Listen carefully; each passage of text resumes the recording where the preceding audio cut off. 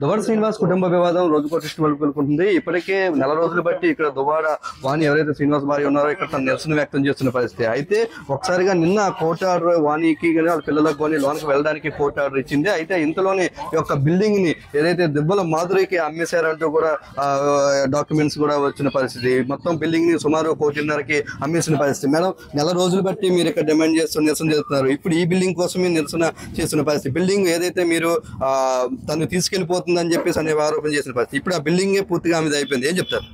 ఆమెదేం అవ్వలేదండి. అవన్నీ వాళ్ళు చూపిస్తున్నారు, రిజిస్ట్రేషన్ అయిపోయింది. అవి చల్లవు, ఎట్టి పరిస్థితిలో చల్లదు. నా ప్రాణం పోయినే నేను 30 సంవత్సరాలు నేను ఇచ్చిన ఫైనాన్షియల్ సపోర్ట్ తో కొన్నారు ఈ ఆస్తి. అది అందరికీ తెలుసు. భగవంతుని చేతిలో దమ్ముంటే శ్రీని గారికి చెప్పమనండి. ఆయన కష్టార్జితంతో ఈ ఆస్తి కొన్నారని భగవంతుడు మొట్టేసి చెప్పను. వాళ్ళు భగవద్గీత మీద ప్రమాణం చేసిన తల్లి ఆవిడికి పుట్టిన కొడుకండి. వాళ్ళు ఏం మాట్లాడతారు చెప్పండి? దేవుళ్ళ మీద ప్రమాణాలు చేసి అబద్ధాలు ఆడేసి కుటుంబాన్ని, పిల్లల్ని, అందరినీ మోసం చేసిన వ్యక్తి దువ్వాడ శ్రీనివాస్.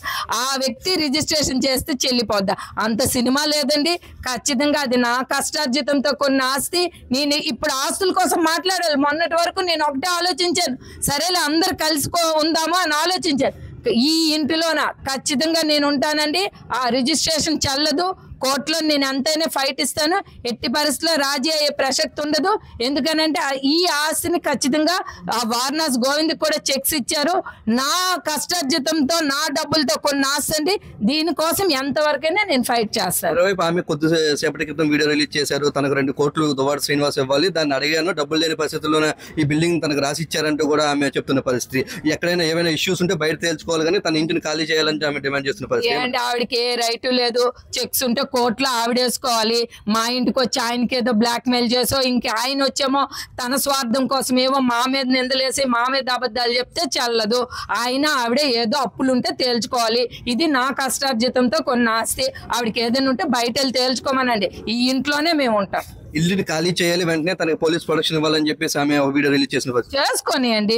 మేము ఆర్డర్ వచ్చింది ఈ కోర్టులోని, ఈ ఇంట్లో ఆవిడ నేను ఉండాలి అనేది కోర్టు క్లియర్ గా ఆర్డర్ ఇచ్చింది. పోలీస్ ప్రొటెక్షన్ ఎలాగిస్తారు? సమస్య లేదు. మాకు ఇవ్వాలి పోలీస్ ప్రొటెక్షన్. ఎందుకంటే మాది ఆల్రెడీ ఆర్డర్ వచ్చింది కాబట్టి. ఆర్డర్ ఉంటుందిగా ఇంకొకరికి రిజిస్ట్రేషన్ చేస్తే చాలదు.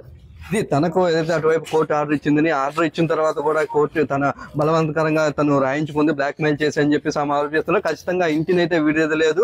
అటువైపు దువ్వాడ శ్రీనివాస్ కానీ అటు ఏదైతే ఇష్యూ ఉందో ఇష్యూకి సంబంధించి ఇప్పటికే ఈ బిల్డింగ్ సంబంధించి తాను డబ్బులు ఇచ్చాను, 5 ఎకరాలు సుమారు దాన్ని తాకట్టు పెట్టి మరీ డబ్బులు ఇచ్చాను కాబట్టి ప్రాపర్టీ కూడా తనదే అని చెప్పేసి ఆమె చెప్తున్న పరిస్థితి. ఖచ్చితంగా ఇక్కడ నుంచి దివ్వల మాధురి వెళ్ళాలి, ఆ యొక్క ఏదైతే రిజిస్ట్రేషన్ సంబంధించి క్యాన్సిల్ చేయాలని చెప్తున్నారు. ఎందుకంటే కోర్టు ఆర్డర్కి వ్యతిరేకంగా తనకు లోనికి వెళ్ళాలని ఆర్డర్ ఇచ్చిన తర్వాత వాళ్ళు ఇక్కడ కావాలని అమ్మి వేసిన పరిస్థితి అయితే ఉంది కాబట్టి దాన్ని వెంటనే రద్దు చేయాలని చెప్పేసి ఆమె డిమాండ్ చేస్తున్న పరిస్థితి. కెమెరా సూర్యతో పాటు 10 జిల్లా.